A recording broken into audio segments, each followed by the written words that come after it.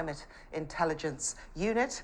Thank you very much for joining us, Mr. Black. Halfway through the summit, are you happy with where we are?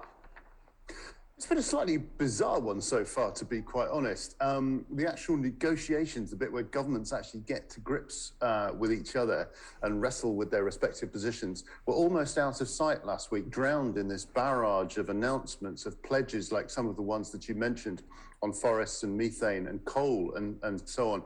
And I think this week coming, we are definitely going to see the focus turn back to the negotiations, particularly tomorrow. The poorest countries on Earth, the ones most vulnerable to climate change, who will be putting forward their demands, their needs, their case, which is not only about cutting emissions, it's also about protection from the climate impacts they're already feeling, delivery of the financial assistance that they've been promised for 12 years. Just to give you one example, there's a study floating around showing that some countries, already their GDP is already about 10 or 15% lower than it would otherwise be because of the impacts of climate change. So where's the compensation for that? So I think last week was quite sort of sugar-coated in a way. Lots of very attractive looking sweeties on the table. Next week's maybe about the pie and mash.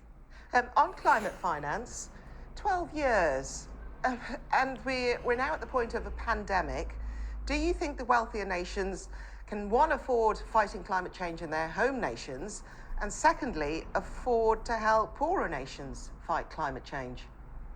Well, I would say they can't afford not to be quite honest. Of course, the economies of everyone have taken an impact from climate change, but if you think the impacts of Britain and France and so on have been affected, just look at the economies of some of the poorest countries on Earth, which have had to wrestle with the pandemic for much longer. They've been denied access to vaccine. Their credit rating is through the floor because their debt burden's gone up. Some of the small island states took 5 years to recover from the financial crisis 11 years ago. And they're looking at the same kind of slow recovery from this. Meanwhile, their economies are also being impacted by climate change itself, by the impacts.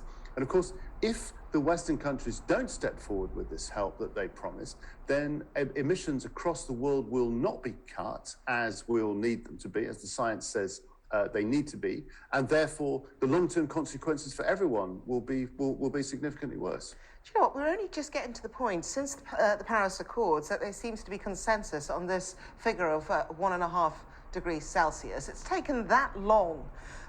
When you think about, on the subject of emissions, India, Russia, China, extending the date at which they're going to reduce their emissions, do you think they are being more realistic? So I think we need to pick apart those different countries and their special circumstances. With India, I think 2070 is realistic and fair. Under the UN Climate Convention, rich countries are pledged to go first, to go faster, because they have more resources to do it with. So for the UK to get there, for example, 20 years ahead of India is entirely fair and I think entirely legitimate. Russia's a different case, and in the case of Russia, the Saudis and the Australians, there are questions about the feasibility and the sincerity of their plans. All the studies that have been done on the low carbon transition, certainly in Western countries, have shown that it's absolutely feasible. In the UK, we have as good a plan as anyone does, frankly, put forward by the Committee on Climate Change. Both the costs and the benefits are as quantified as they can be at this stage. There have been studies showing that even in those so-called hard to decarbonize sectors, things like steel manufacture, aluminium manufacture, heavy duty shipping, that there are options that actually are pretty affordable, provided, this is the clue, provided governments actually get on with it. That is it, isn't it? Good point to end as well. Richard Black, thank you very much for your time. Thank you. Thank you.